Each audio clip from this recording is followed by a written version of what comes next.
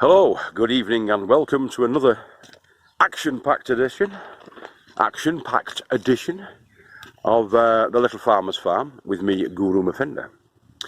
Now tonight we're going to be, well, it's watering up Wednesday for a start, so we're going to be filling our water butts up because we still had no rain, which is a bit of a worry. I've just checked the potatoes as well. Maybe not. They've had a touch of frost, but nothing too savage really at the moment.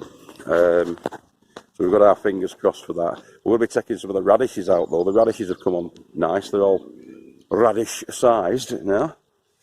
So I'm going to be doing that, but also I'm going to be creating some liquid feed for our tomatoes, some natural organic liquid feed that's free using stinging nettles. Not quite as good as comfrey, but better than out. And so yeah, that's what we've got on the agenda for the evening. It's going to be a quite short one, hopefully, less than 20 minutes. You'll be glad to hear. But yeah, thanks for tuning in. We're so glad that you're still enjoying what we're doing, and we've been doing sort of like live premieres as well, which we've been chatting on. This one should be up about no later than 10 o'clock. I'm trying to aim for getting the live prems around 9:30, and so we can get people joining in on them. There have been quite a few of you actually catching it. You know, sort of within the first 10 minutes, there'll be like 19-20 people watching. So, and half of those people are joining in and saying hello. That's what we want. We want some interaction with you guys and the other growers that are on there. We can have a little discussion. You can raise questions, and we receive answers, hopefully. So yeah, that's what we're going to be doing. So I'll crack on with that, and I'll catch you in a bit. Yeah, so if you caught the episode the other night, I gave these guys their first feed because they're getting trusses on them, flowering trusses coming on them.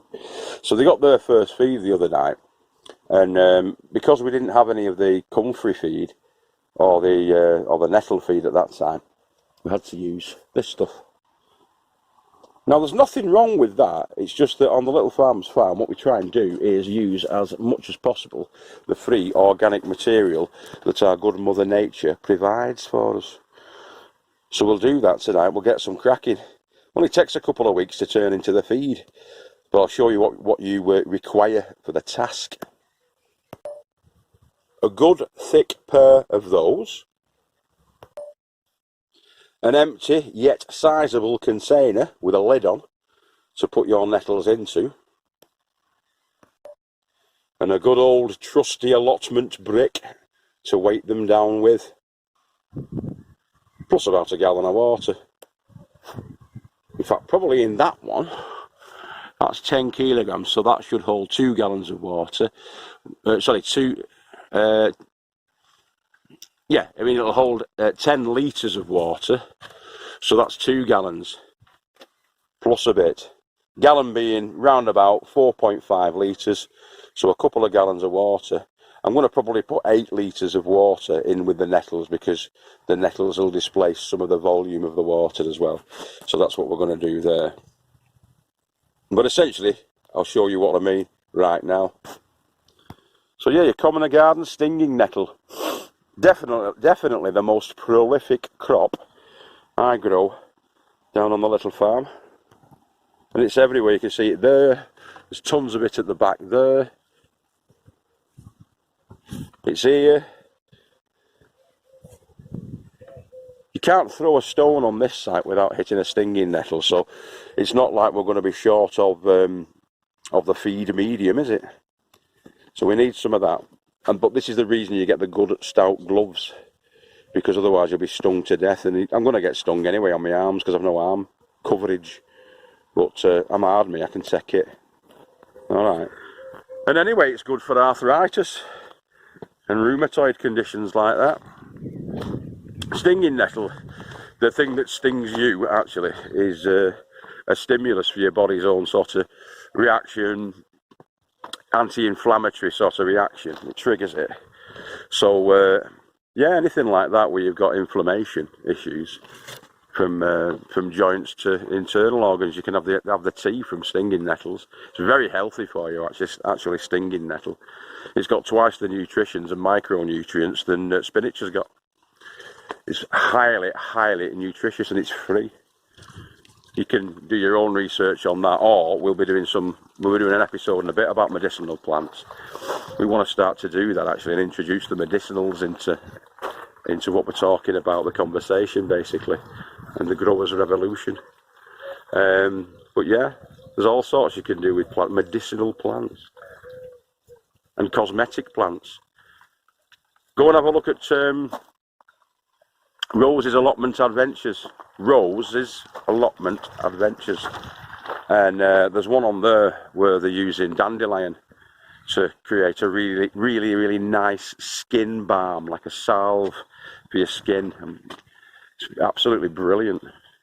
Check that out. I'll put it in the description below that. It's really good. It's really good, that.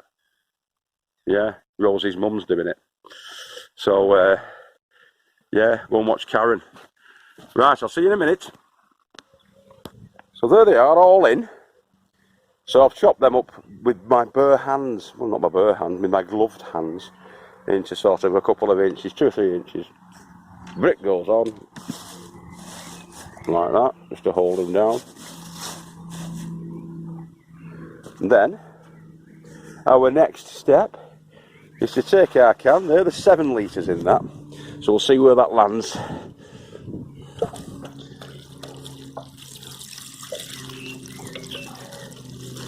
Matter about the soil that's in the brick. All adds to the love. We're making a tea here for the plants.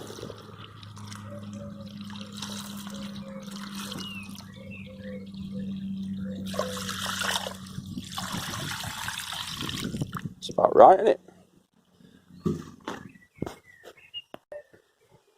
Back on goes the lid. Leave for 10 to 14 days out in the sun and the weather, and then get a peg on your nose, gloves on your hands, rubber gloves, open it up and see what you've got. And what you should have is a decent plant feed for your lovely plants. So we'll just stick this somewhere now. I'll just pause you. Nettle tea, May 13th. That's all you do. So we can uncork that at the end of the month, and I bet we'll have a great big stinking pile of nettle tea. So I've just met another couple of people who've just moved into Eden, up at one of the top plots there, near the communal shed.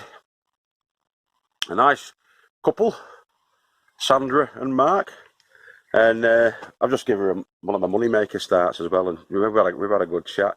I put her onto the Little Farmer's Farm as well. So hopefully, yeah, you'll be picking up some tips from that, Sandra. So yeah, anyway, that's in now, ready to rock and roll. Give it another 10 to 14 days, and that'll be ready for coming out. So that's me for the evening. As I say, we're starting off our feed, and we just watered up. So I'm going to get off because I only got up here about 7:30 tonight. Again, been doing quite a bit of work.